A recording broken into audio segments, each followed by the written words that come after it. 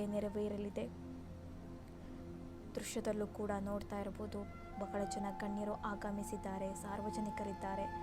ದೃಶ್ಯದಲ್ಲಿ ಗಮನಿಸ್ತಾ ಇರಬಹುದು, ಸಕಲ ಸರ್ಕಾರಿ ಗೌರವಗಳೊಂದಿಗೆ ಚೆನ್ನಮ್ಮ ಅವರ ಅಂತಿಮ ವಿಧಿವಿಧಾನ ನೆರವೇರ್ತಾ ಇದೆ.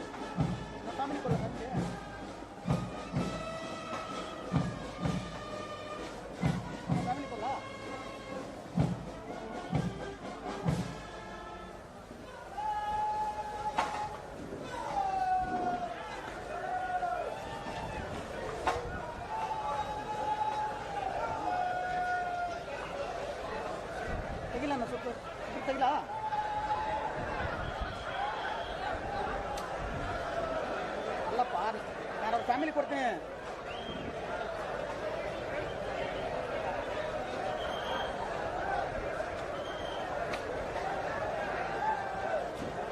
ಇದೆಯಾ ಇದು ನನ್ನ ಈ ಕಡೆ ಸಿಕ್ಕಲ್ಲ, ಇದು ಕಲ್ಲಕ್ಕೆ ಇದಾಗ್ಬಿಟ್ಟಿದೆ.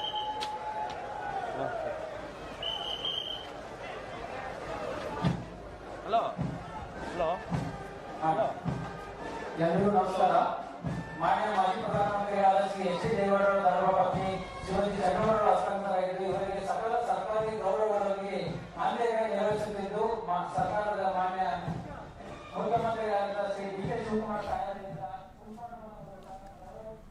ಕೆಲವೇ ಕ್ಷಣಗಳಲ್ಲಿ ಚೆನ್ನಮ್ಮರ ಅಂತ್ಯ ಸಂಸ್ಕಾರ ನೆರವೇರಲಿದೆ. ದೃಶ್ಯದಲ್ಲೂ ಕೂಡ ನೀವು ಗಮನಿಸ್ತಾ ಇರಬಹುದು, ರಾಜ್ಯದ ಸಿಎಂ ಡಿ ಕೆ ಶಿ ಅವರು ಅಂತಿಮವಾಗಿ ಚೆನ್ನಮ್ಮ ಅವರಿಗೆ ಸಕಲ ಸರ್ಕಾರಿ ಗೌರವದೊಂದಿಗೆ ನಮನ ಸಲ್ಲಿಸ್ತಾ ಇದ್ದಾರೆ.